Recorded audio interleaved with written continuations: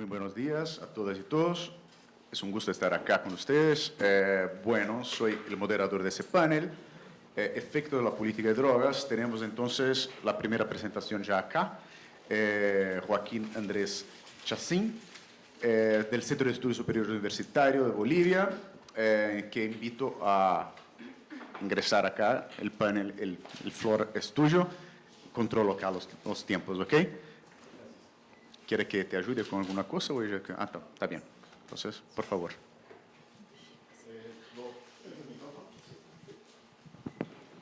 Hola. Bueno, me tocó abrir el panel, así que agradezco a la red, al equipo de la red por la invitación y bueno, también destacar la importancia del conocimiento que se va a discutir en estos días. Yo les voy a presentar una investigación en curso dentro de la Maestría de Gobernanza y Políticas Públicas del Centro de Estudios Superiores Universitarios de la Universidad Mayor de San Simón en Cochabamba, que es también parte de la línea de investigación en seguridad, violencia y drogas que estamos impulsando justamente para generar investigación en posgrado en estos temas y generar evidencia científica para la toma de decisiones en la política pública. Bueno, el tema es, habla sobre las dinámicas de las requisas policiales en la prevención de la violencia y el consumo de drogas en las escuelas, en Cochabamba. Particularmente hablo sobre el plan Mochila Segura, que nació en el año 2015 en una estación de policías en la periferia de la ciudad de Cochabamba y que se ha venido realizando desde entonces a la mayoría de las escuelas públicas y algunas privadas, ¿sí?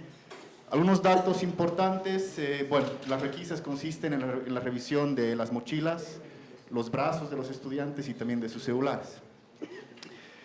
Hasta la fecha se han realizado 54 operativos en esta gestión, más o menos el promedio son 80 escuelas por cada gestión. Los estudiantes que han sido objeto de las requisas, 22.326 hasta el momento, y en la gestión pasada 25.471 estudiantes. Como les decía, se busca sustancias controladas y también se busca marcas de cutting, que es las lesiones autoinfligidas en los brazos, generalmente producto de angustias emocionales de los estudiantes y también tenencia de material pornográfico, ¿sí? Bueno, algunos elementos para abordar o para comprender las requisas policiales como una estrategia de prevención en las escuelas. Hemos identificado 4. La primera tiene que ver con la formación y atribución de la policía boliviana, ¿sí? Aquí hemos descrito este modelo policial de la seguridad ciudadana. La policía en Bolivia tiene atribuciones en la política de prevención de sustancias controladas a través de un involucramiento directo, por ejemplo, en el territorio, a través de campañas y talleres con juntas vecinales, en escuelas y universidades, pero también esta política se traduce en formas indirectas también de incidencia, sobre todo en las escuelas, que tienen que ver con la formación de brigadas escolares y también con temas de los padres vigilantes, es decir, el rol de la policía se traduce, ¿no es cierto?, en estos roles de la sociedad civil que cumplen, digamos, labores de vigilantismo, ¿no? El segundo elemento son las políticas de tolerancia cero, como política presente en la educación boliviana. Por ejemplo, tiene que ver con respuestas severas y contundentes a varios elementos, a la violencia escolar, tenencia o consumo de sustancias psicoactivas, alcohol, tabaco, tenencia de material pornográfico, por ejemplo, ¿no? Y aquí hemos revisado algunas resoluciones ministeriales donde efectivamente se fortalece estas políticas de tolerancia cero, que tienen también manifestaciones en el régimen de expulsiones y suspensiones de los estudiantes. El tercer elemento son los vacíos institucionales de la política pública de prevención.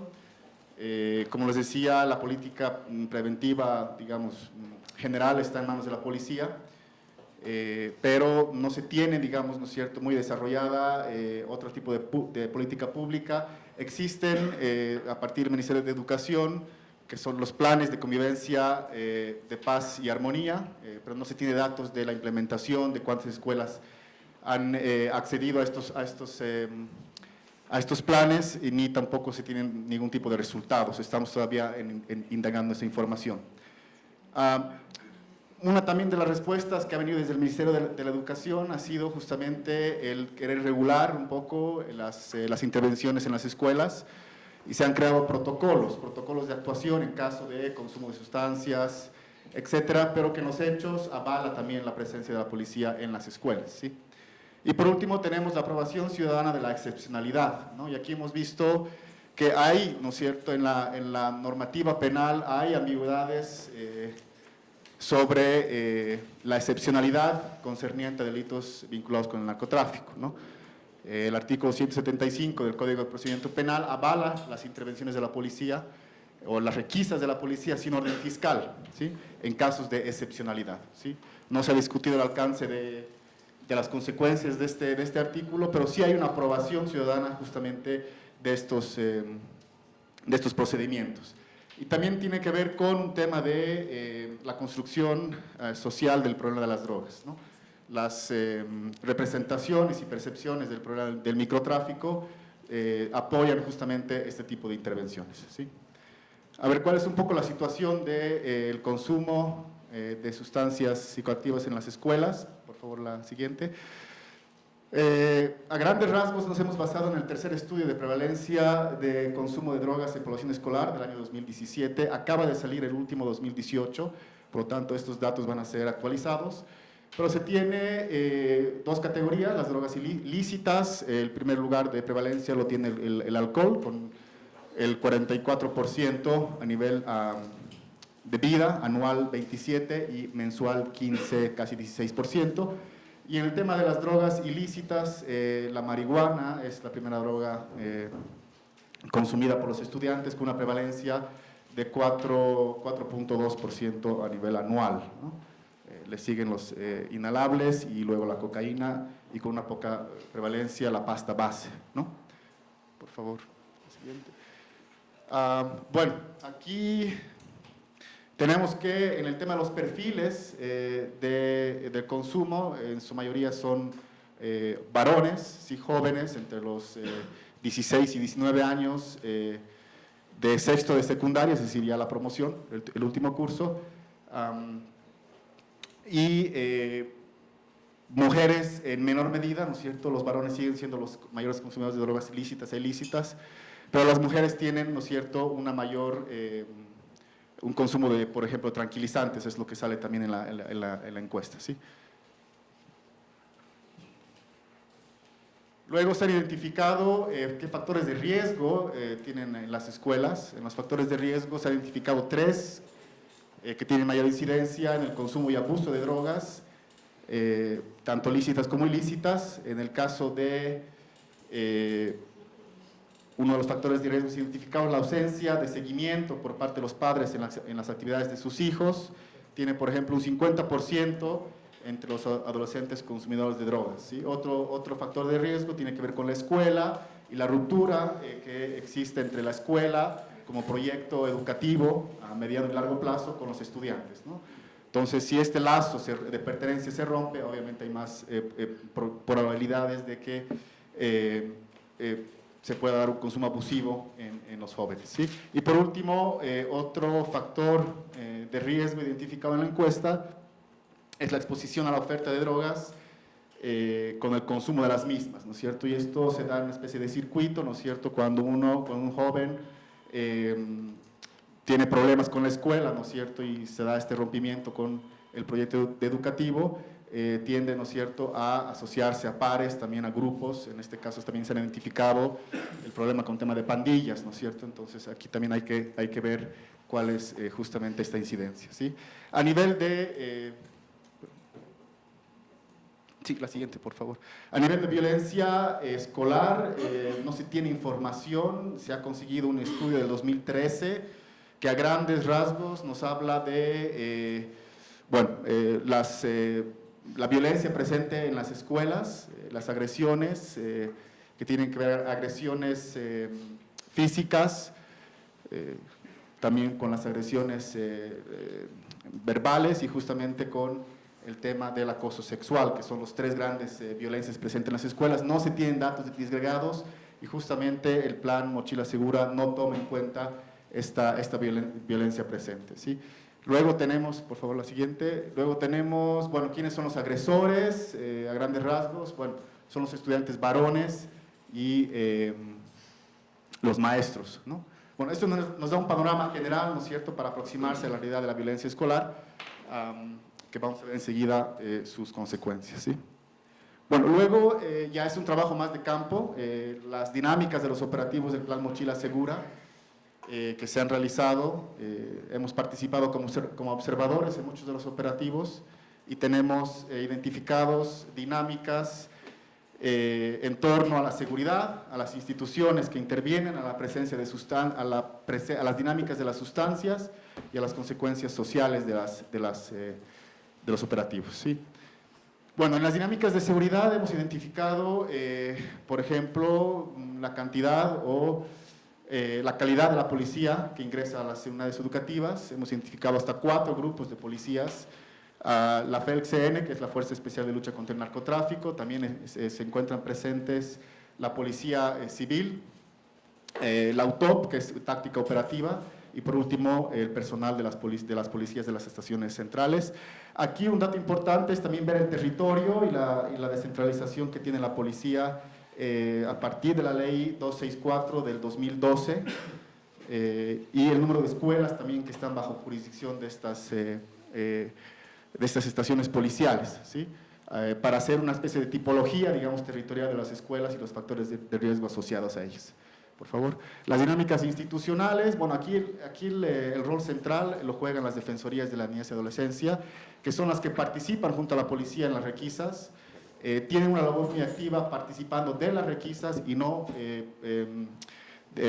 digamos, actuando de garantes del proceso, ¿sí? Entonces, es la misma defensoría que juntamente con la policía actúa en las requisas y no hay un rol claro de qué es lo que tiene que hacer la defensoría, ¿sí? El personal de la defensoría. Por favor, el siguiente. Bueno, dinámica de las sustancias.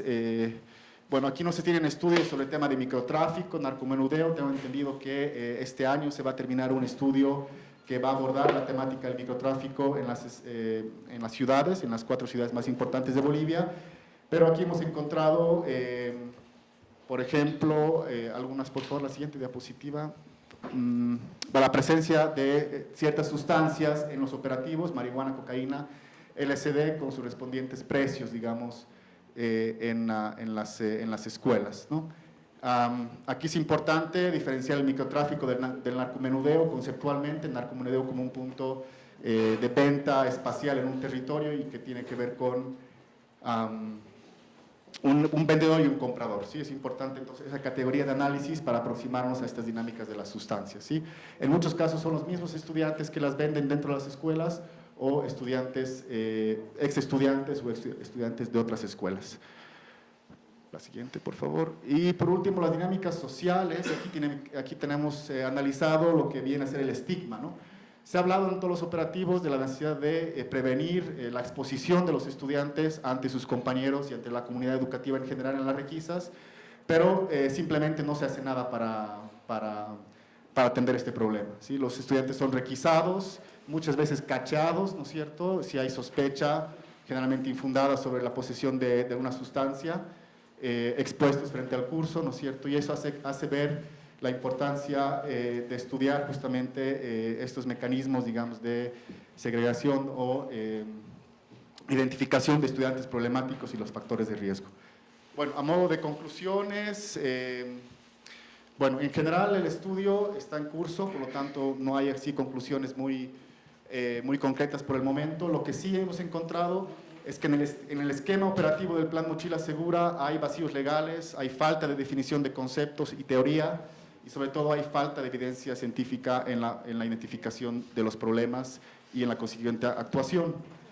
Por lo tanto, se propone revisar justamente este esquema operativo, qué controles necesita tener, y en última instancia también identificar argumentos jurídicos que permitan, ¿no es cierto?, encauzarlo ante ciertas demandas o litigios estratégicos, también estamos discutiendo en el proyecto.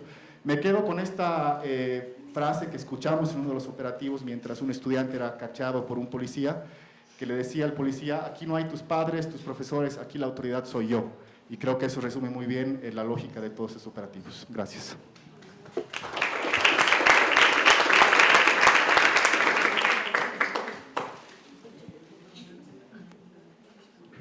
Súper al tiempo, muy preciso en el control del tiempo, Joaquín. Ahora entonces, bueno, Eliana, bueno, está bien. Entonces recibimos a Eliana Álvarez, de la Universidad Católica de Uruguay, que va a presentar su paper, que es un paper colectivo, ¿no? El impacto de la venta de marihuana en farmacia, ¿sí? Y la victimización por crimen y las percepciones de inseguridad. ¿Sexo? Bueno, muchas gracias a la organización por invitarnos y muy contentos de estar acá. Como decía, este paper es un paper colectivo que trabajamos con otras investigadoras de la Universidad Católica en Uruguay, que son Rosario Queirolo y Lorena Repeto, y con Jake Bowers, que es un profesor de la Universidad de Illinois. No pasa nada. Yo hago tiempo sobre el título de la presentación. Lo que nosotros vemos, tenemos un proyecto grande de investigación sobre el impacto que tiene la venta de marihuana recreativa o lúdica en las farmacias uruguayas en distintos outcomes o en distintos fenómenos. En este caso solo me voy a centrar en los que tienen que ver con la victimización por crimen, es decir, cuánto las personas reportan haber sido víctimas de crímenes y en sus percepciones de inseguridad. Sí. Próximo. La otra. Otra más. Entonces, ¿cuál es nuestra motivación? Tenemos una pregunta más grande que es parte en este proyecto que tenemos, que tiene que ver con en qué medida esta legalización, esta regulación que tenemos en Uruguay puede producir bienes sociales, ¿no? Cuando se aprobó la ley en Uruguay, en todo su proceso de discusión, se dijo que la legalización iba a tener distintos efectos o fines. Tenía que ver con la salud, como decían hoy, eso era básicamente un argumento un poco para el exterior, ¿no? Lo que queríamos que se supiera sobre la legalización en el exterior, que iba a tener un fin de salud pública, tenía que ver con los usuarios y con la decriminalización de los usuarios y con que las personas que consumen marihuana estén lejos de la ilegalidad, y tenía que ver también con la seguridad pública. Y ahora les voy a contar un poco más de eso. Entonces, nuestra pregunta de investigación o nuestra pregunta marco es, bueno, ¿en qué medida la legalización puede tener un efecto sobre el crimen y las percepciones de inseguridad? La venta de marihuana en farmacias en Uruguay. No sé si ya han escuchado o han estado en alguna presentación del modelo uruguayo.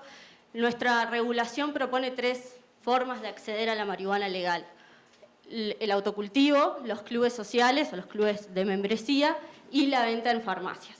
La venta en farmacias es, en vez de hacer dispensarios como funciona en Estados Unidos, se comienza a vender marihuana regulada por el Estado en las farmacias que ya existen en el país, en la red de farmacias. No en todas las farmacias, sino en las que voluntariamente deciden adherirse a la venta. Cada farmacia decidió en 2017 si quería dispensar marihuana o no. Eso la hizo ser la medida más controversial y la más resistida. Tuvo que lidiar con las organizaciones de farmacias, de los dueños de las farmacias, con los farmacéuticos, con un montón de personas que creían que la farmacia no era el mejor lugar para vender marihuana para fines lúdicos. Pero como mecanismo en sí, y desde el punto de vista de la investigación sobre drogas, la venta en farmacias tiene algunas características particulares que la hacen interesante. No solo porque es distinto a todos los modelos que se han implementado en el mundo, sino porque tiene esto de que genera o produce el contacto social. Es decir, en la farmacia van a estar las personas que compran marihuana, los usuarios que se registraron y fueron a comprar marihuana, con un montón de personas que están ahí comprando aspirina, comprando otro tipo de medicamentos, que tal vez nunca habían estado en contacto con un usuario de marihuana de forma tan evidente, y eso genera como una interacción particular. Imagínense a las señoras que van a comprar su medicamento y de repente tienen al lado una persona que está comprando marihuana. Bueno, eso es muy común o intenta ser cada vez más común en Uruguay. Pero propone una situación particular a nivel de la investigación que es sumamente interesante, ver cómo eso impacta en distintas percepciones y actitudes de las personas. Bueno, la venta en farmacias tiene otra característica que, como les decía, es voluntaria, ¿no? Algunas farmacias de Uruguay, de hecho muy poquitas, ¿con esto cambió? Bien, gracias. 17 actualmente de un universo de más de 1000 farmacias en Uruguay dispensan marihuana, son muy pocas, pero tienen un componente territorial, porque la farmacia está ubicada en un barrio y en ese barrio, bueno, aunque la farmacia no pueda hacer publicidad, es bastante evidente que vende marihuana, sobre todo por las largas filas que se han ido generando en la puerta de las farmacias, ¿no? Entonces es bastante... no creo que suceda que las personas que viven cerca de, en este caso, la farmacia Cáceres, pero muchas farmacias en Uruguay, desconozcan que su farmacia de barrio vende marihuana. Entonces también es interesante ver cómo esa introducción de la farmacia como dispensario genera cambios en cómo las personas se relacionan con su barrio y con la gente de su barrio. Bien, entonces, ¿por qué la venta en farmacias podría tener un efecto en el crimen y en las percepciones de inseguridad, ¿no? Esto es como la pregunta que hacía inicialmente. Y ahí hay como al menos 2 o 3 argumentos que hay que pensar. Primero, los que usaban los propios farmacéuticos, o de donde se paraban las propias personas que iban a decidir sobre si su farmacia vendía o no marihuana. Y las farmacias en sí, la mayoría de ellas se rehusaron por distintos motivos, pero muchas de ellas por un argumento de seguridad. Porque efectivamente pensaban, y algunas siguen pensando, que si venden marihuana les van a robar más o van a ser víctimas de crimen de forma más frecuente. Entonces, esto salió en la prensa sobre uno de los representantes de las farmacias y decía: todos sabemos que la farmacia barrial es un botín muy preciado para los delincuentes. Hemos tenido farmacéuticos asesinados y en barrios periféricos te roban para comprar un porro. Y ahora la marihuana, el porro, va a estar en la farmacia. Entonces era como todo caótico.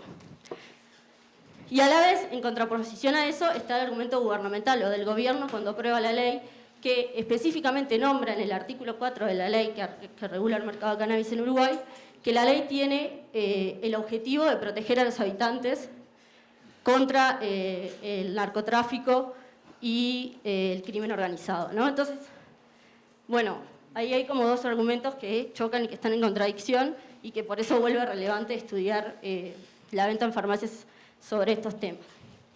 Y a la vez hay evidencia científica sobre lo que sucede cuando se introducen dispensarios con el crimen, con el crimen básicamente. Los resultados que hay sobre qué sucede con las tasas de criminalidad en lugares donde se introducen dispensarios son básicamente mixtos, o sea, algunos encuentran que no hay cambios y otros encuentran que sí hay cambios, pero sobre la marihuana recreativa hay algunos antecedentes que tienen que ver lo que dicen es, cuando se introducen más dispensarios en los barrios, los crímenes descienden. Hay varios argumentos de por qué eso sucede, no me voy a explayar en ellos, pero hay evidencia de que bajan los crímenes y también Dragone y otros autores encuentran que las tasas de homicidios y de los crímenes contra la propiedad también bajan en los lugares donde hay dispensarios de marihuana. Sin embargo, todas estas investigaciones están obviamente basadas en los estados de Estados Unidos que han legalizado la marihuana, donde el contexto general de criminalidad del país es a la baja, cada vez hay menos crímenes. Ese no es el caso de Uruguay. En Uruguay la tendencia es completamente opuesta. Desde los 80 el crimen viene subiendo considerablemente y sobre todo en los últimos 8 o 10 años tienen las rapiñas, que son los crímenes violentos, y los homicidios, si miran, sube muchísimo.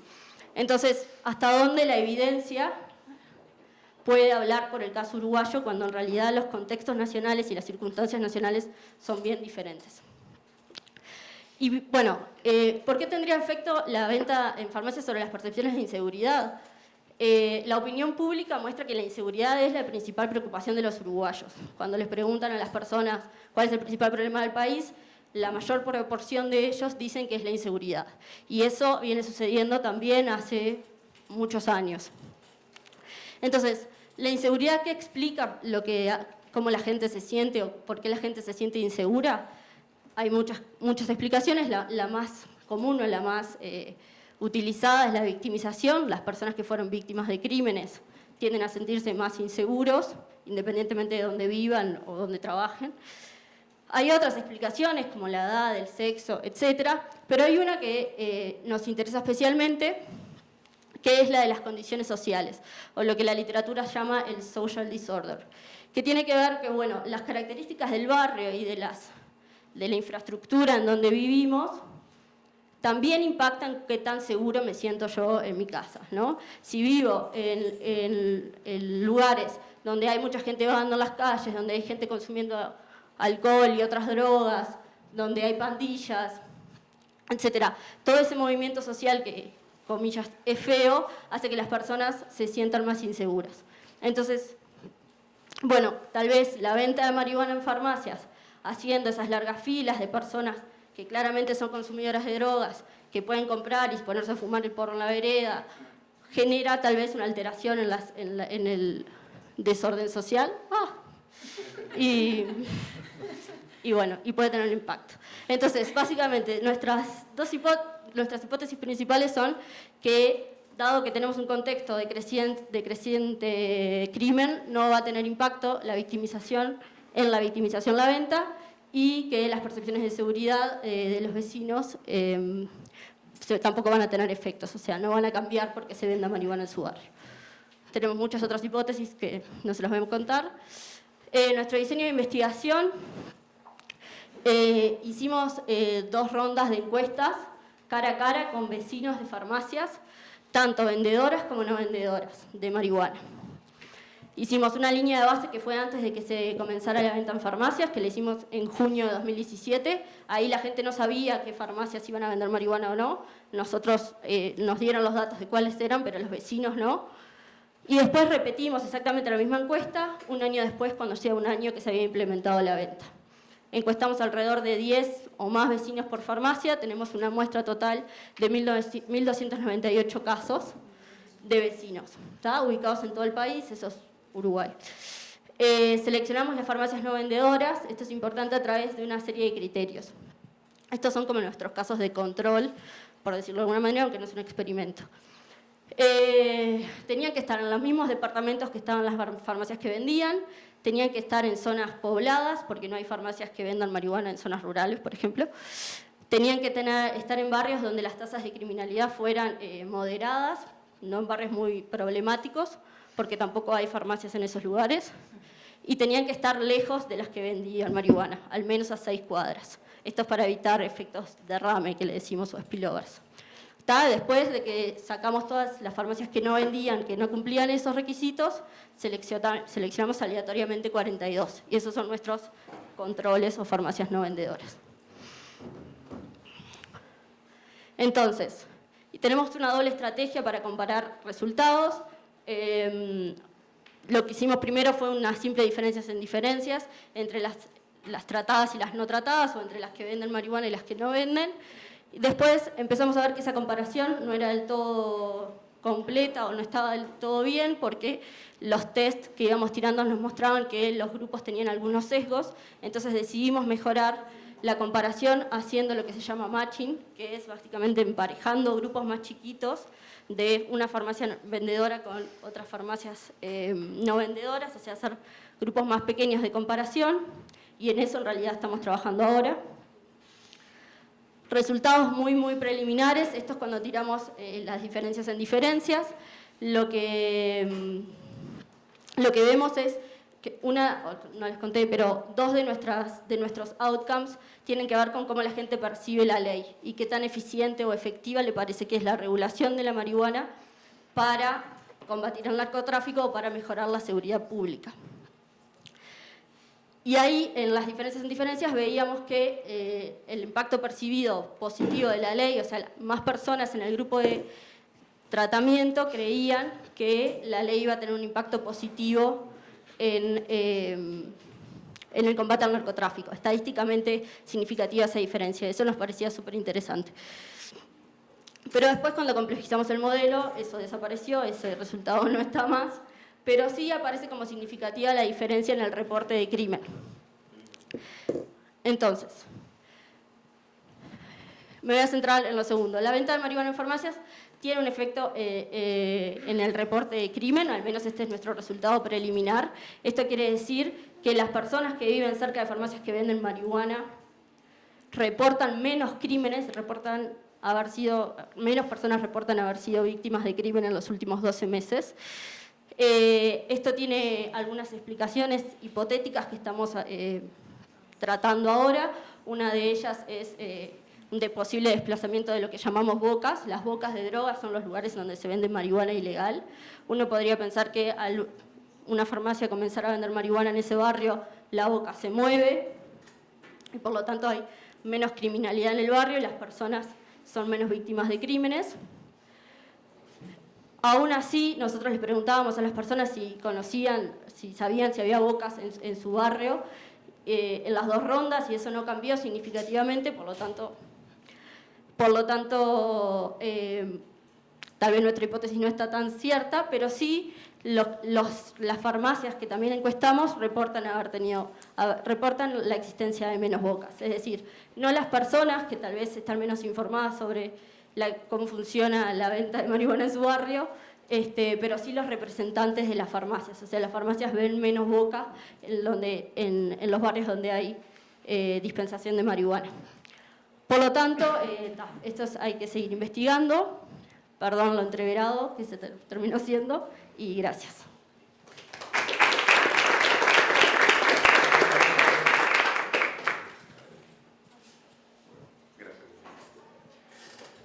Ahora pasamos a la última presentación. Es la última, ¿no? Penúltima, disculpe. Pablo Carbacho, por favor. Gracias, Tiago. Bueno, yo voy a hablar del impacto, bueno, gracias por la organización, por la invitación y por este espacio de discusión.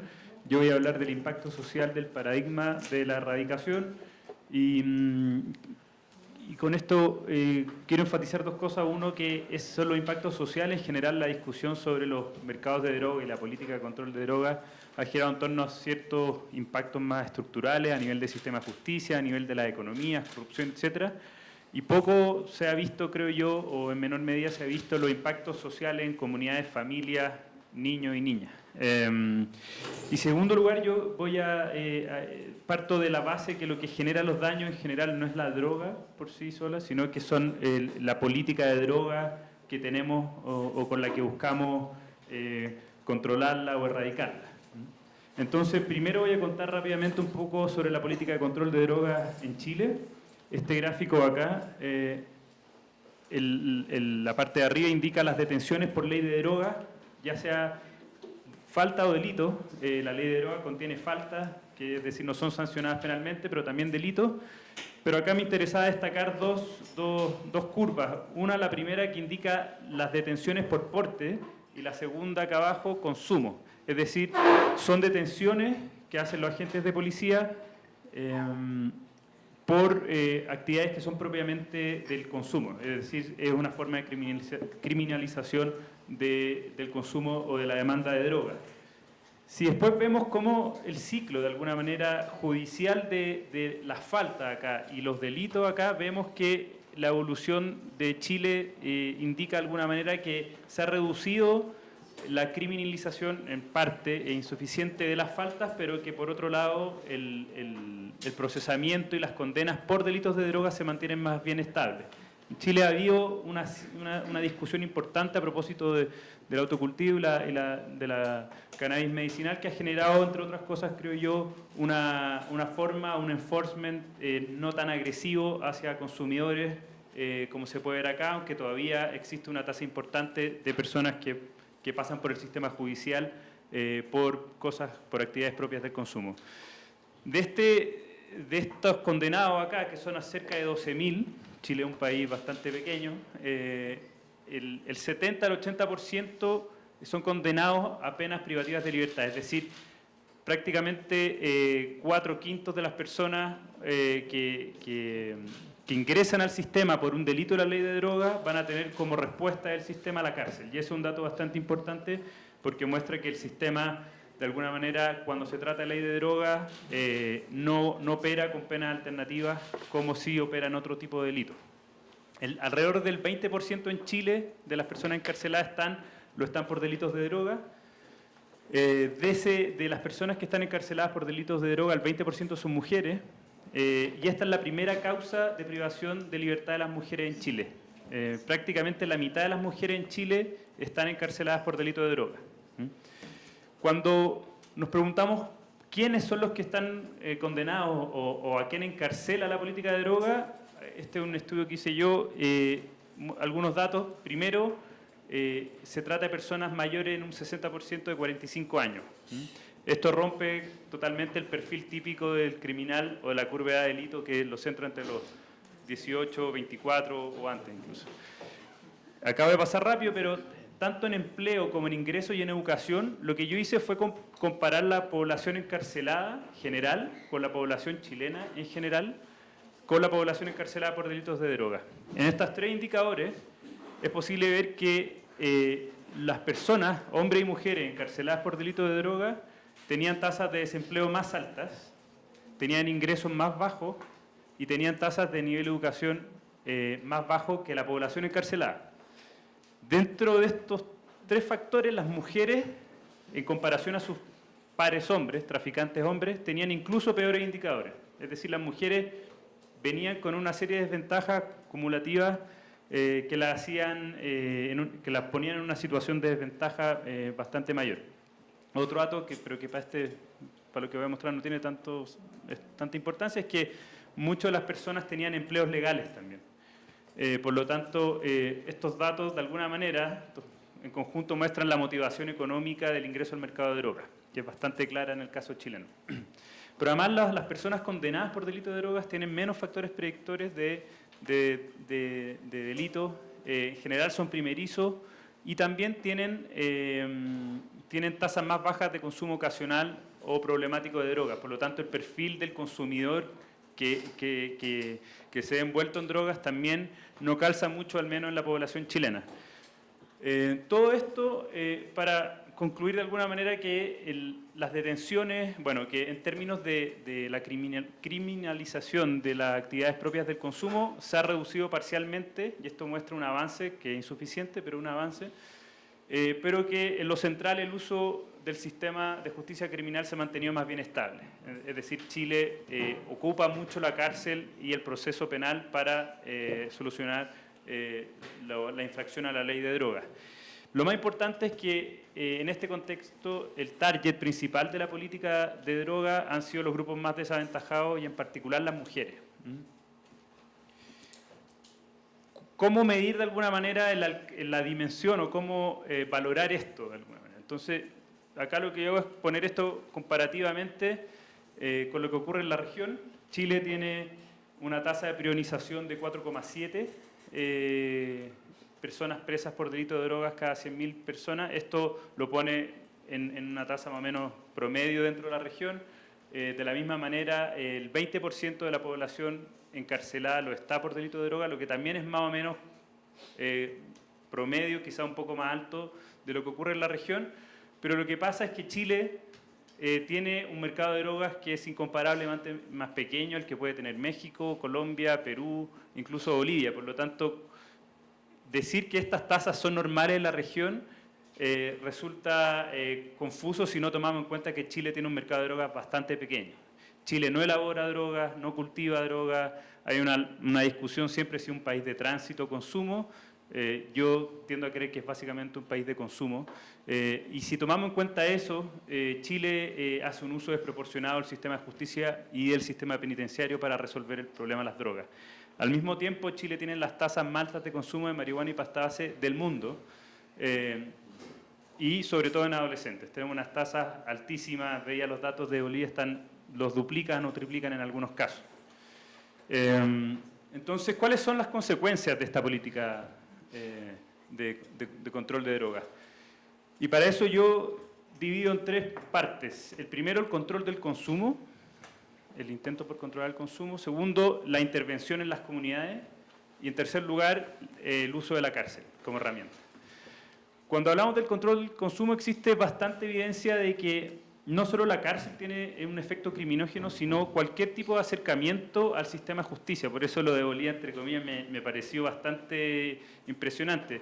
La evidencia muestra que el acercamiento a los agentes de justicia, ya sea por una detención, por una requisa, por ir a una comisaría, por enfrentar un proceso, ya tiene un efecto criminógeno, entre otras cosas, por la etiqueta que eso produce en las personas. La teoría del etiquetamiento aplica bastante bien para hablar de las consecuencias sociales de la política de drogas y de lo que de alguna manera dice que lo que hace que una persona se autoconciba como delincuente no es el acto de desviación primaria, no es un robo, por ejemplo, sino es la reacción de la sociedad y del sistema ante ese acto de desviación primaria, como dice la teoría. Ahí se produce esta autoconcepción de delincuente y eso tiene efectos nocivos en las personas y por eso el control del consumo es en sí negativo y puede tener efectos bastante nocivos. Probablemente la forma de etiquetamiento más clara es la sentencia judicial, ¿cierto? En algunos países es un papel concreto que certifica que alguien es delincuente. O sea, nada más etiquetante que la sentencia judicial, ¿no es cierto?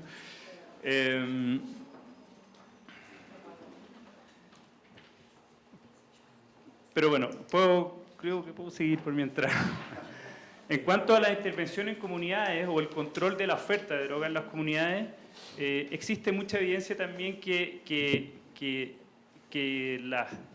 cuando hay comunidades que son clientes frecuentes del sistema de alguna manera, se van debilitando, obtienen la reputación de comunidades de delincuentes, se pierden oportunidades de negocio, se debilita la economía local y por lo tanto se genera un círculo bastante vicioso, que yo hago la comparación con lo que pasa con la fumigación, ¿no es cierto? Se contamina, se pierden oportunidades de sustento, se desplaza a las personas. Es prácticamente lo mismo lo que ocurre cuando la intervención policial se centra en ciertas comunidades que son el target frecuente del enforcement por la política de drogas.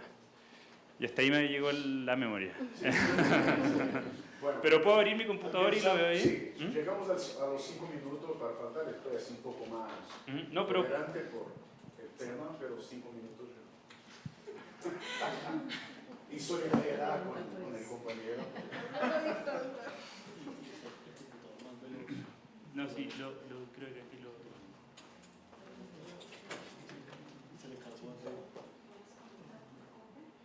Pero quizás lo dejo acá, no, es más fácil, ¿no?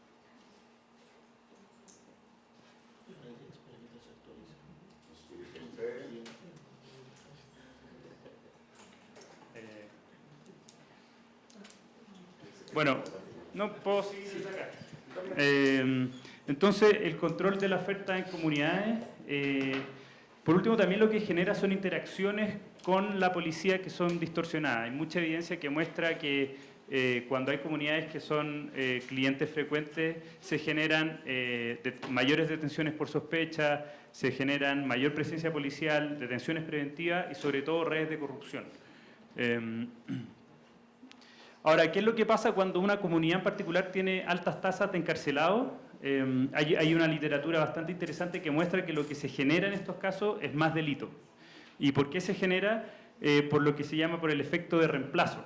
El efecto de reemplazo yo creo que es muy interesante, al menos para Chile, me atrevería a decir que para Latinoamérica es algo muy recurrente, que es que la intervención policial al sacar a una persona de la banda criminal no logra desarticular la banda criminal y lo que produce finalmente es el reclutamiento permanente de personas generalmente jóvenes que tienen mayores incentivos reclutamiento permanente para participar de la banda o del mercado de las drogas.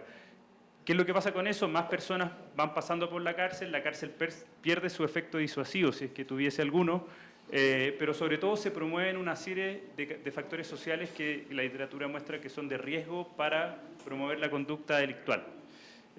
Por lo tanto, el uso intensivo de la cárcel termina precarizando a las comunidades, desorganizándolas socialmente y urbanamente.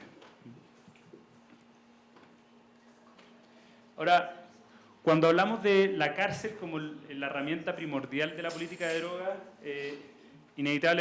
desde un ámbito social tenemos que hablar inevitablemente de lo que ocurre con los hijos e hijas de las personas que van a la cárcel. Ahí se centran los principales impactos. Y la literatura muestra que las personas, los niños, niñas y adolescentes que tienen papás o mamás encarcelados, tienen impactos muy significativos, tanto a nivel emocional, psicológico, en deserción escolar, en depresión, etc. Sin embargo, estas consecuencias varían dependiendo de si es la madre o el padre del niño que está en la cárcel. Y lo que muestra en general la teoría, y voy a dar algunos datos de Chile, muestra que los efectos son más negativos cuando es la madre la que está en la cárcel. ¿Por qué? Entre otras cosas porque dada la menor cantidad de mujeres privadas de libertad hay menos cárceles, eso al menos pasa así en Chile, creo que en varios países de la región, y dado que hay menos cárceles, muchas veces las mujeres son alejadas de sus hijos. Por lo tanto, la experiencia carcelaria de la mujer difiere enormemente de la experiencia de los hombres. Y el rango de efectos que puede vivir un hijo o hija de una madre encarcelada son muy superiores a los rangos que comúnmente la literatura ha mostrado cuando el encarcelado es el padre. ¿Cuáles son estos efectos? Baja autoestima, incapacidad motivacional dirigida al logro, malas relaciones de pares, ansiedad, rabia, tristeza, retroceso en el desarrollo y conductas antisociales. ¿Qué es lo que pasa en el caso chileno? En el caso chileno, bueno, la mujer tiene una posición bastante importante dentro de la familia. En este estudio que se hizo respecto de mujeres encarceladas, la mujer era el sostén de la familia, los hijos vivían en la mayoría de los casos solo con la madre. Por lo tanto, cuando la madre iba a la cárcel se desencadenaron una serie de eventos que eran bastante catastróficos para la vida de los niños. En Chile tenemos alrededor de 2.500 menores de edad que están encarcelados por el... ahí volvimos. Que están encarcelados, o sea, que tienen a su madre encarcelada. Y en una importante... proporción de las mujeres que fueron a la cárcel, la pareja lo abandonó inmediatamente. Muchas veces ese abandono incluye el abandono también de la familia.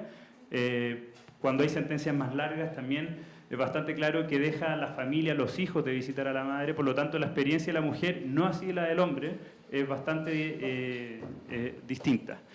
En el caso chileno, un 79% de los hijos vivía con su madre al momento de ser encarcelada. Y luego del encarcelamiento solo un 11% pasó a vivir con el padre. Esto en parte porque un tercio de la muestra tenía al padre también encarcelado. Lo terrible de esta situación es que el 70% de los niños, niñas y adolescentes cuya madre va a la cárcel termina en un hogar sustituto, ya sea con los abuelos, tíos o institucionalizado en algún hogar de cuidado del Estado.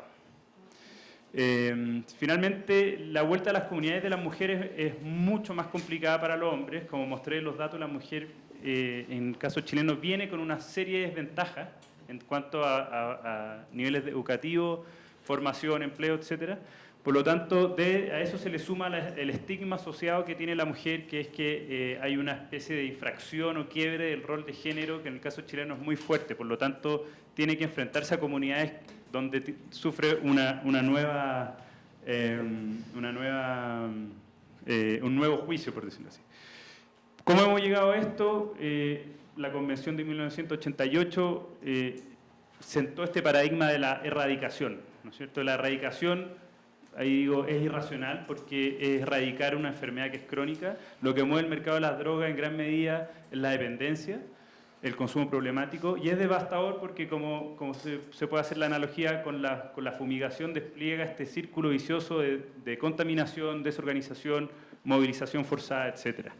Entonces, ¿cuál debe ser la política de droga? Y voy terminando. A propósito de lo que comentaba antes, una política de drogas primero tiene que preocuparse de todas las drogas y tiene que mirar la oferta y la demanda. Acá esto es una simplificación, pero para la discusión yo creo que puede ser interesante. La prohibición lo que hace es que no se hace cargo o genera mercados ilícitos de drogas, corrupción y violencia. Eso lo tenemos más que claro, yo creo, acá. Y tampoco se hace cargo la demanda porque no tenemos claro qué es lo que consumen las personas, tiene potenciales riesgos de salud pública. La legalización en su versión liberal, al menos, se hace cargo de lo primero, es decir, elimina los mercados ilícitos, pero no se hace cargo de la demanda. No tiene control sobre lo que se demanda y esto es especialmente nocivo cuando hablamos de niños, niñas y adolescentes, por lo cual yo creo, al menos, que a lo que se debiese apostar es a un sistema de control estatal de la oferta de todas las drogas, esto incluye el alcohol, porque de esa manera se eliminan los mercados ilícitos y se tiene control sobre la demanda. Si bien es posible que exista un pequeño aumento en las prevalencias, yo creo que eso aislaría el consumo, el acceso de la droga a niños, niñas y adolescentes, lo cual debe ser una parte importante de una política de droga, permitiría evitar las consecuencias sociales y libera recursos disponibles que hasta ahora estaban destinados al enforcement y a la política de droga. Eso, muchas gracias.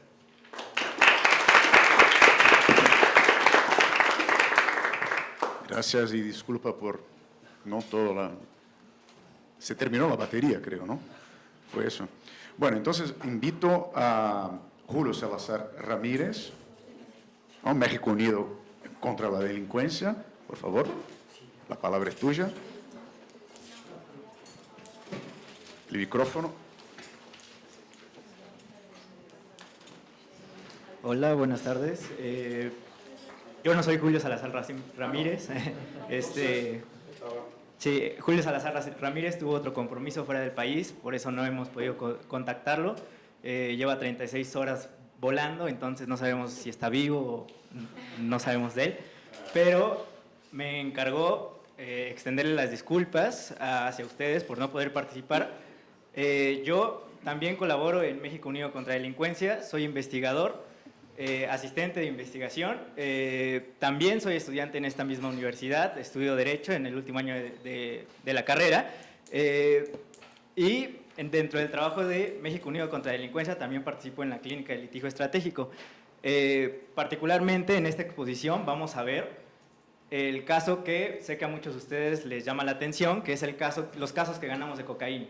México Unido contra la Delincuencia empieza como una organización enfocada a seguridad y justicia.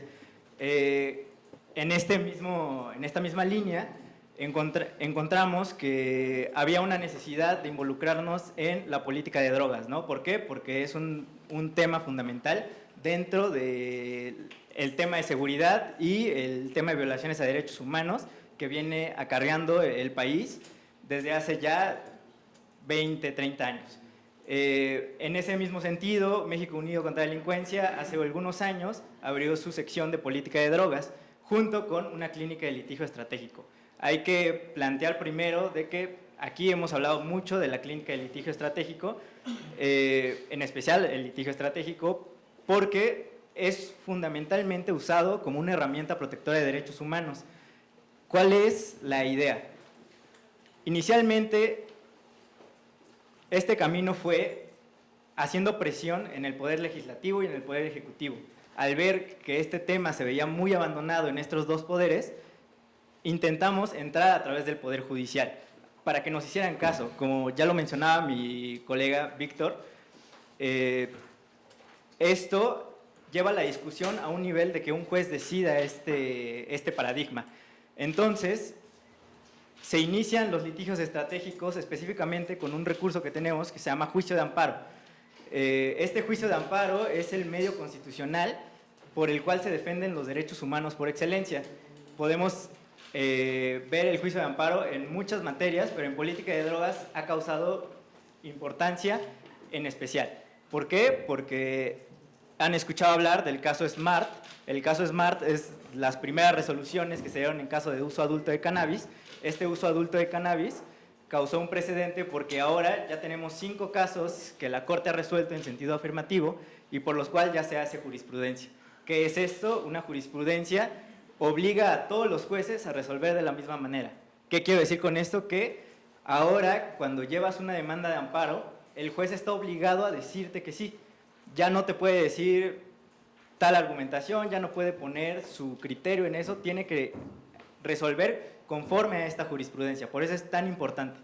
En esta misma línea desarrollamos estos amparos de cocaína. Estos amparos de cocaína, como lo mencionaba en la sección de preguntas pasada, abordó varios temas. Libre desarrollo de la personalidad, dijimos que afecta a la seguridad, que es necesario empezar a hablar de estos temas. Cabe resaltar que iniciamos este proyecto de promover amparos en esta sustancia porque queremos llevar a debate esto, ¿no? Todavía no estamos en un paso donde, pues estamos en un paso donde cannabis, todavía hay foros dentro del Senado, aún cuando la Corte ya se pronunció al respecto. Por eso queremos iniciar con cocaína. ¿Por qué con cocaína? Porque es la segunda droga más consumida en el país, en centros penitenciarios, en delitos contra la salud, es la segunda droga que más perseguida dentro del país, solamente después de cannabis. Exacto, aunque la Corte ya dijo que es constitucional el uso adulto de cannabis, siguen existiendo arrestos en el país por posesión o uso de cannabis. En este mismo sentido, regresando al amparo, fuimos a presentar nuestra demanda de amparo ante un juzgado de distrito. En este juzgado de distrito el trámite fue el ordinario, sin embargo no pensábamos que el camino fuera tan rápido. Usualmente pensábamos que estos amparos no se iban a ganar, sin embargo nos encontramos con un juez que hizo ciertas distinciones claves, ¿no? Primero, empieza diciendo que no todo el consumo es problemático, que existe un consumo de dosis bajas y un consumo de dosis altas. ¿Que puede existir una farmacodependencia? Sí, es correcto, pero no todo el consumo lleva a esa farmacodependencia. ¿Qué otro punto es importante? En efecto señala que hay un mayor nivel de riesgo que al consumir cannabis. Sin embargo, dice que este nivel de riesgo no es fundamental para tomar la decisión, ¿no? Entonces, en todo momento, el juzgador establece que sí, en efecto, hay un nivel de riesgo de farmacodependencia en esto, ¿no? Entonces, eso es un punto súper importante a resaltar. Otro punto importante a resaltar es que dentro de la misma sentencia se hace algo llamado test de proporcionalidad. Este test de proporcionalidad ya se hizo con cannabis. Con cannabis se analizó si era una medida idónea o si era una medida proporcional. Entre otros aspectos más técnicos que no les voy a aburrir con esos, este test de proporcionalidad ya fue aplicado al sistema prohibicionista de cannabis. ¿Y cuál fue el resultado? Que no supera el test de constitucionalidad. Este juez vuelve a aplicar el test de proporcionalidad y con cocaína vuelve a fallar a favor de un uso adulto de cannabis, ¿no?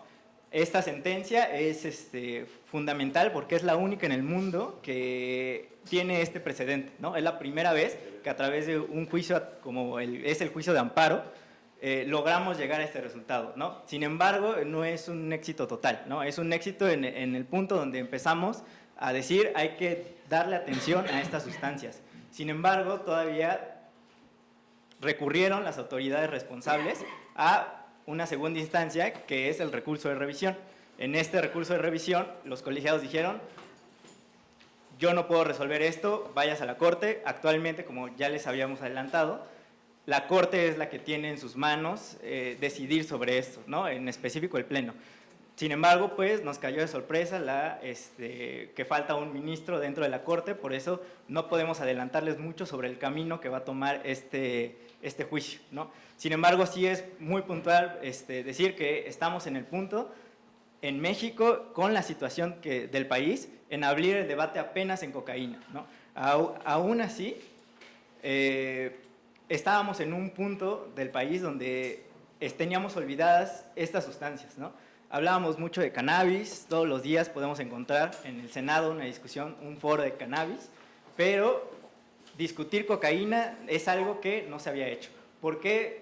Pero es importante señalar que es un trato diferente que con cannabis. Con cannabis tenemos plantíos dentro del país de cannabis, distribuimos cannabis. Con cocaína es totalmente distinto, ¿no? México es un país de tránsito de la droga donde su destino principalmente está en América del norte o en Europa, ¿no? México no es un productor, entonces no podemos abarcar. Igual las similitudes entre sustancias es totalmente distinto. Como ustedes ya sabrán, pues se tiene que tocar de diferente forma. Entonces nos encontramos en ese punto de la sentencia. Ahora, ¿por qué tenemos este interés de promover este tipo de juicios? Este tipo de juicios lo basamos con nuestro objetivo social que tiene nuestra organización en sí misma. La organización en sí misma se enfoca en seguridad y justicia. Aún así, nosotros tenemos la perspectiva que el problema de las adicciones es un problema de salud, no un problema de seguridad. Por eso se nos hace tan importante esta sentencia, porque te trata el problema de las adicciones, el problema de las drogas.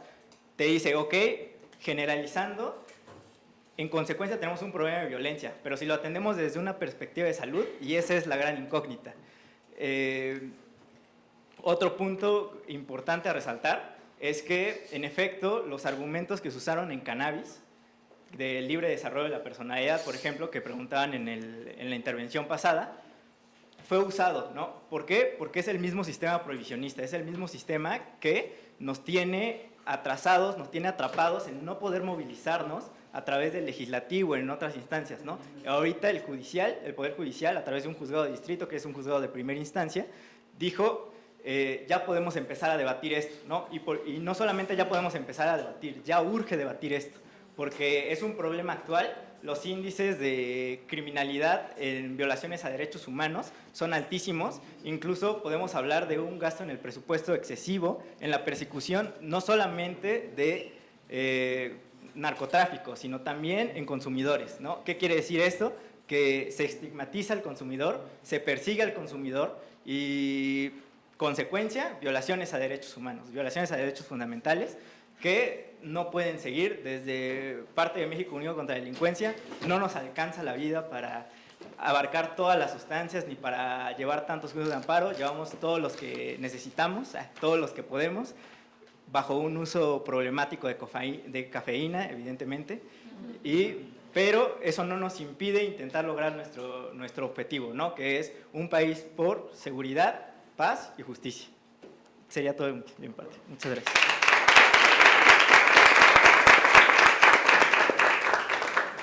Justo te iba a aplicar el amarillo, pero saliste sin problemas. Bueno, entonces, invitado para hacer los comentarios, de trabajos muy interesantes. Tengo algunos puntos, algunas dudas, y solo para animar un poco la discusión, empezaría siguiendo el orden.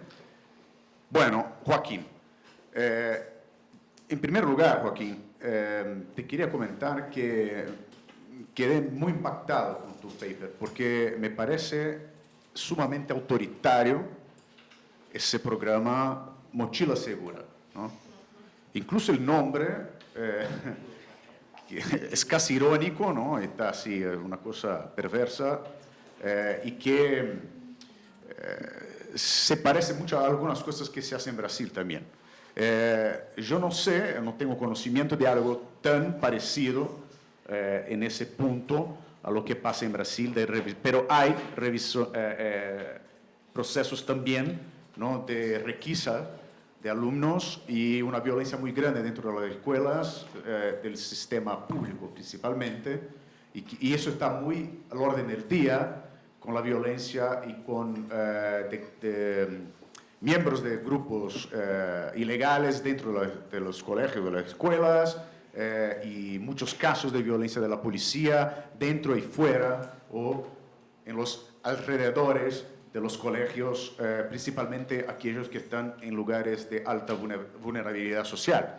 Entonces, creo que el tema es muy impactante y sobre todo porque hay una amplia aprobación social de la requisa, ¿no? Y eso me parece demasiado importante, y tu paper es muy claro en ese elemento. Una cosa que me llamó la atención es que, aunque no se encuentren datos empíricos, o sea, no hay evidencia, ¿no?, que sostenga una política como esa. El apoyo social es muy grande, muy alto. Claro, porque hay un valor compartido por la sociedad de que la droga, o droga en general, es un elemento maléfico, ¿no?, que justifica requisas como esa, invasivas, ¿no? Tú evocas una literatura crítica, por ejemplo, acá ven el tema del estado de excepción, por ejemplo, pero me pareció que tú evocas esa literatura, ella aparece, pero aparece más o menos, no entra de fondo. No sé si estás desarrollando eso de otra manera un poco más profundizada, pero no es lo que veo acá en el paper. Y quisiera saber un poquito más, escucharte en ese debate, si la revisión, en tus apuntes finales, tú pide o tú clamas por una revisión del programa, ¿no? Una revisión del programa Mochila. Bueno, evocando una literatura crítica como esa que te parece que te agrada, ¿sería el caso de revisar o sería el caso de terminar con ese programa? ¿No? Esa es la principal cuestión que te propongo. Bueno, sobre Eliana, ¿dónde está? Bueno, en primer lugar, felicito a ustedes por el trabajo. Está muy bien hecho y amparado, muy sólido, creo, en términos teóricos y metodológicos. Quien tuvo la posibilidad de leer el texto o el artículo va a ver que está muy sólido en términos de investigación. Les felicito por eso. Y trata de un tema muy interesante, que es el caso uruguayo, que, bueno, es un caso que llama la atención de todo el mundo, ¿no? Por varias razones. Y, claro, el tema que más me llamó la atención, por ejemplo, una cosa, es una curiosidad, que se llaman bocas también en Uruguay, porque eso es la nomenclatura de Brasil también que se usa, ¿no? En Brasil el nombre original era en portugués, boca de fumo, que sería boca de humo, ¿no? Y que hoy, bueno, es el lugar donde se venden todas las drogas ilícitas, ¿no? Entonces, es interesante que haya esa conexión. No sé bien si hay una influencia en eso, porque llama de boca, bueno, es un tema para otra conversación. Pero una cosa que me llamó la atención sobre el tema de la sensación o de la percepción de inseguridad, que es muy difícil, ¿no?, lidiar con temas así, que son muy, sobre todo para ustedes que lidian con una metodología muy grounded, ¿no? Entonces, así, para lidiar con temas de sensibilidades o de subjetividades. Entonces, una cosa que me llamó la atención es si ustedes tienen la intención de llevar la investigación también para el campo, ya que el tema de seguridad es un tema de preocupación nacional en Uruguay, y que hay un agrandamiento histórico de las tasas desde los 80, que no tiene nada que ver directamente con el caso marihuana, ¿no? Eso es obvio. Pero sí hay, y ahí es una duda que tengo, sí hay alguna indicación, datos empíricos o algo que ustedes hayan encontrado hasta el momento que indique un incremento de situaciones de violencia relacionadas al tráfico de otras drogas ilícitas, ¿no? Incluso porque Uruguay hay un cambio hoy del subsistema del Cono Sur, que involucra también a Bolivia, y ese cambio es un cambio que está, digamos así, alimentado por la actuación de los grupos brasileños, principalmente del primer comando de la capital, que es un grupo de crimen organizado basado en Brasil, que ya controla Paraguay prácticamente, y también una parte significativa de Bolivia, ¿no? Y que tiene entradas en Argentina y Uruguay. Entonces, no sé si ustedes han encontrado algo. Entonces, es una curiosidad que tengo yo, y si eso no sería interesante también para el desarrollo de la investigación. Bueno, ahora pasamos a Pablo, que tuvo ahí un problema técnico, se salió súper bien con la memoria. Y bueno, Pablo, tú comentas las dificultades en un dado momento, en tu página 5 más o menos, por ahí, de la investigación comparada con otros países y tú citas datos de Argentina y Costa Rica, por ejemplo. Y ahí me pregunto yo, ¿no sería necesario para tu investigación, aunque Chile sea un país chiquitito en comparación con otros, pero en términos proporcionales no, y tú lo has mostrado bien, ¿no sería interesante una investigación con países que son más punitivistas y aún más involucrados con el prohibicionismo, como por ejemplo Brasil o Venezuela, o quizás Colombia o México, no sé tanto más? ¿Por qué? Porque Brasil, por ejemplo, ya conversando con tus datos, el principal delito que lleva a mujeres a la cárcel también son delitos sobre drogas. Y ya más o menos alrededor del 60% de las mujeres encarceladas en Brasil. En los hombres no hay datos muy precisos, pero entre los, o sea, sería el segundo delito más importante para encarcelar, alrededor del 40%, ¿no? Y Brasil es la tercera más grande población carcelaria del mundo. Son 815 mil presos en Brasil, ¿no? Entonces estamos juntos de un grupo bastante, bastante interesante, que es Estados Unidos, China, y el tercer lugar es Brasil, ¿no? Ganamos a Rusia, por ejemplo, ¿no? Más que Rusia, ultrapasó Rusia. Entonces, en eso ganamos Brasil. Las otras cosas ya no estamos muy mal, pero en términos de gente presa, estamos bien. Entonces, quisiera escucharte un poco más sobre si no hay necesidad en términos metodológicos para avanzar, incluso con tu propio argumento, de investigar casos un poco más complicados que el caso chileno. ¿Por qué? Porque en términos proporcionales, repito, el tema de droga y el tema de prisión como la principal medida para tratar de la cuestión es importante. Pero también es importante en otros países, mucho más grandes y con mucho más involucrados en la dinámica internacional del narcotráfico, ¿no? Entonces, sí no sería necesario aumentar, digamos así, los casos de comparación con países más complicados. Y uno de los argumentos abolicionistas penales, por ejemplo, es justo la desestructuración, digamos así, de las familias, principalmente en el caso de las mujeres, porque las mujeres son abandonadas en la cárcel. Hay investigaciones muy interesantes en Brasil sobre eso. Los hombres encarcelados reciben visitas, hay filas enormes en los domingos, y en las prisiones de mujeres no hay casi nadie. O sea, los esposos, maridos, lo que sea, incluso la familia ampliada, los hijos, abandonan a las mujeres en la cárcel. Eso no pasa con los hombres. ¿Todo bien? ¿Quedó claro? Sí, más o menos mi duda. Y por fin, sobre el tema de la cocaína.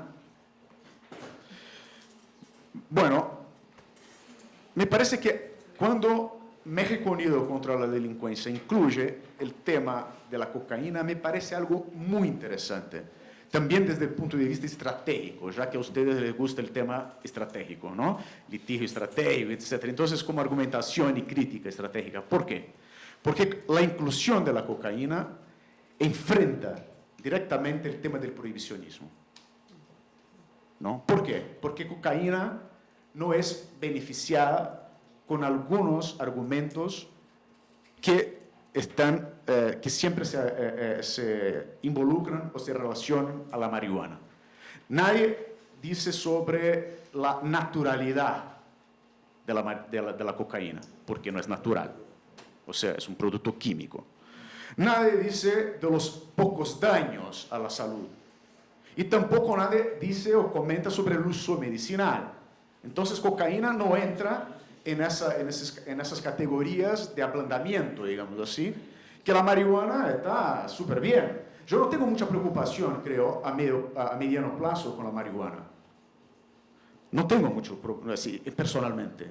Tengo problemas, así, digamos en términos generales. No estoy hablando de Brasil, porque en Brasil tenemos todas las preocupaciones del mundo. Pero, en términos generales, yo creo que hay otros problemas, mucho más graves, de continuación del prohibicionismo. Entonces, la inclusión de la cocaína me parece, aunque no haya una victoria ahora, desde el punto de vista estratégico me parece muy bien. Y para terminar, hace tiempo que tengo ese argumento en Brasil. Hay un grupo, hay una banda de hip hop, de pop en Brasil, que se llama Planet Hemp. Ya se ve cuál es el tema principal de las letras, ¿no? Defienden la marihuana. Y hay una canción muy conocida de los 90s que dice que marihuana no es una hierba natural, entonces por eso no te puede hacer mal. Bueno, yo comentando muchas veces, y Planet Hemp es adorado por todos los antiprohibicionistas en general, y yo decía que esa canción es una canción prohibicionista. Porque el argumento de que es una hierba natural no te puede perjudicar, bueno, no vale para nada más, vale solo para la marihuana. Entonces, es una canción prohibicionista. Bueno, claro que provoqué algunas enemistades con eso y todo, pero está bien. Entonces, quería solo subrayar ese tema del coraje estratégico de involucrar el tema de la cocaína que ustedes han decidido, digamos, poner sobre la mesa. ¿Está bien? Muy bien, gracias. Tenemos muy pocos minutos para 2 preguntas, algo así, máximo 4 minutos.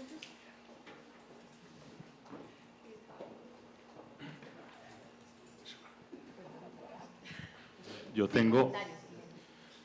tengo una pregunta alrededor de los dispositivos, las farmacias para vender cannabis en Uruguay. ¿Hay una diferenciación sobre la entrega para uso medicinal o uso recreativo? ¿Cómo se ha trabajado sobre ese asunto? Y aquí hay un comentario. Todos preguntan y después.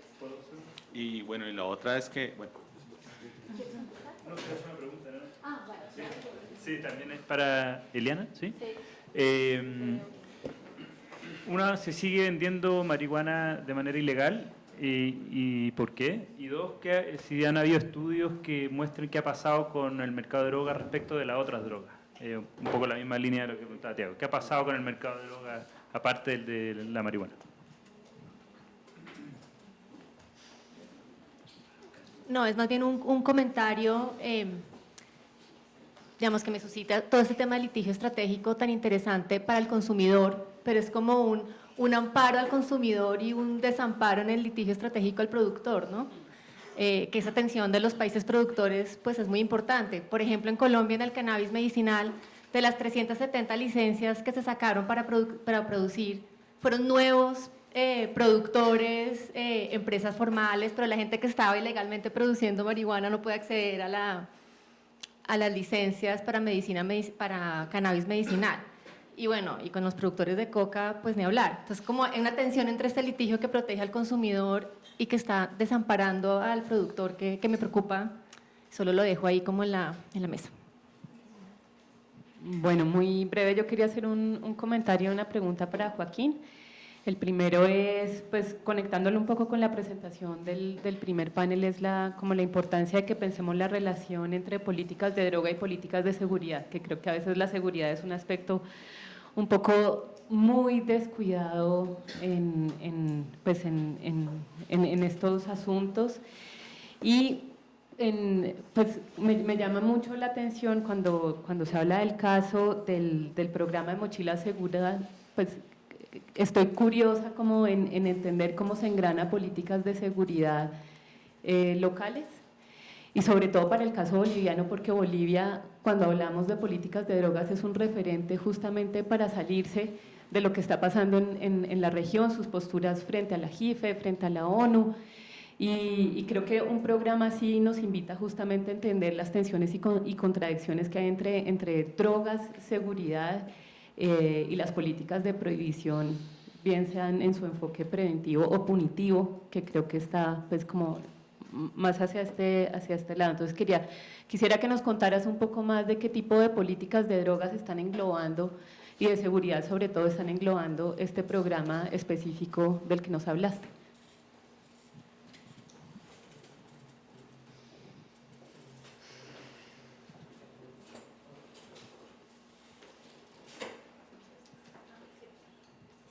Otro más para Eliana.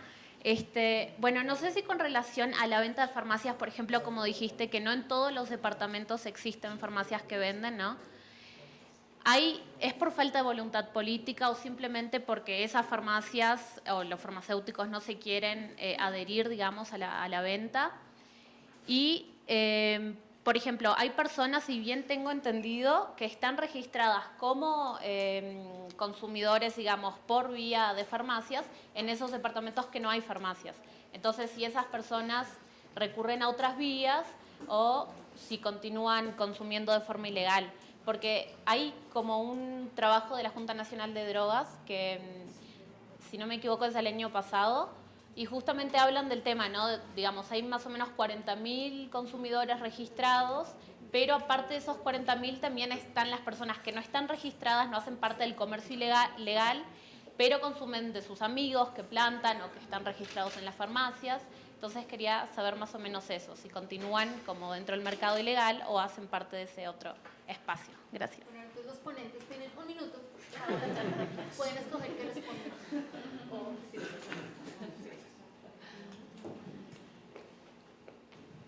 Bueno, arranco yo. Respecto a los comentarios de Tiago, muchas gracias por todos. Si tenemos datos sobre incremento de violencia en relación a drogas, el dato como más representativo es que han aumentado muchísimo, especialmente desde 2012, un tipo de homicidio que la policía cataloga como ajustes de cuentas, que son entre bandas narcos. Uruguay tiene una tasa de homicidios muy alta y muchos de los homicidios que suceden son ese tipo de homicidio. Entonces, ese aumento habla de que la actividad delictiva de bandas y grupos criminales asociados al mercado de drogas viene en aumento. No sabemos, no tenemos información sobre cómo la legalización ha impactado eso, ni los otros mercados de drogas, básicamente porque no hay evaluaciones de impacto de la ley. Lo que sí sabemos de los mercados es un poco lo que comentaba ella, en relación específicamente al de marihuana, que está como surgiendo lo que llamamos mercado gris, o lo que se le llama mercado gris, que es consumidores no registrados, y ahora me explico con lo de registrados, que si bien no están bajo el paraguas legal, consumen marihuana de alguna vía legal porque tienen amigos autocultivadores o amigos que están en un club y les sobra y le dan, o los de las farmacias. Ese mercado existe, se calcula que es bastante importante. Para el gobierno es como un logro también porque esas personas están consumiendo marihuana de una mejor calidad y de origen legal, entonces como tiene un fin de salud pública, de cierta forma se consigue. Pero bueno, esa situación se sigue dando. Supongo que es más común en los espacios territoriales de Uruguay donde no hay vías legales. Autocultivadores y clubes hay en todo el territorio, farmacias no, de hecho hay como 9 departamentos donde no hay ninguna farmacia que vende. Y ahí es muy probable que esas personas que están registradas o se trasladen, dependiendo de sus posibilidades, o sigan consumiendo en el mercado ilegal. O sea, porque no tienen otra opción. Aunque hicieron el intento de ser legal, no pueden, por la regulación uruguaya, no pueden estar registrados para comprar en farmacias y autocultivar, eso no es posible, se elige una vía. Entonces eso también limita que esas personas puedan, por ejemplo, plantar de forma legal. Y bueno, gracias. Lo siento. Te voy a dar 1 minuto. Tú y luego.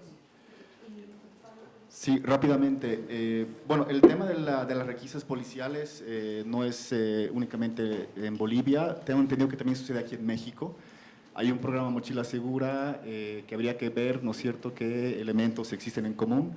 Se han reportado también requisas policiales a estudiantes en Ecuador y quedó también entendido en Colombia un cierto tiempo se entraba a las escuelas para las requisas. Por lo tanto, es una práctica un poco común, digamos, en ciertos países.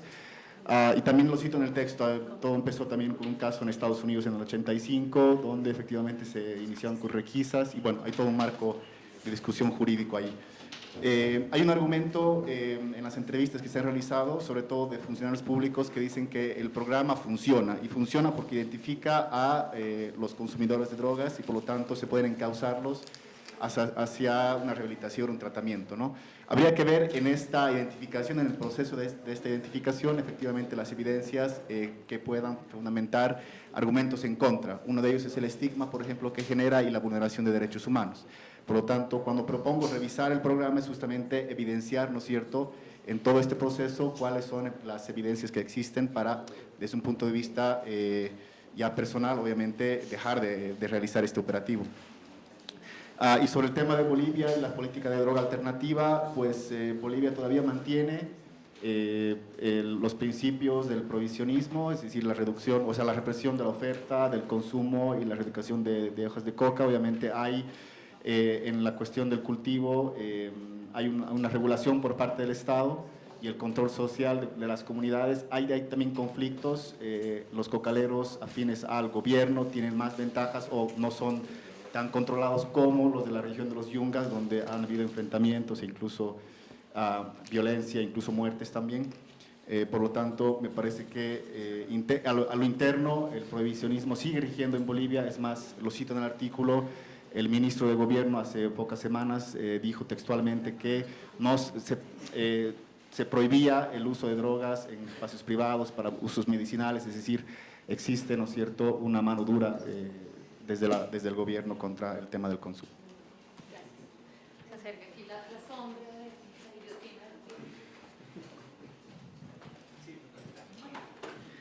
guillotina. Una pregunta rapidísima para Eliana, de Uruguay. Ah, no, es que yo no fui ponente. Sí, respecto al litigio estratégico, de lo que mencionaban, en efecto, buscamos que sean un camino que no sea la vía tradicional. Buscamos a través de estos juicios que llevamos que sea una vía innovadora, una vía en la que se pueda discutir cosas nuevas, siempre, sobre todo, basada en dictámenes técnicos, científicos, y que se empiece a hablar de esa manera, con datos reales y no con estigmas, prejuicios, y por eso lo sometemos frente a un juez, porque el juez va a tomar la decisión a partir de una imparcialidad, a partir de los hechos y de las pruebas que les probemos, y por eso tomamos la vía del litigio estratégico, y creo que ya es suficiente tiempo. Gracias.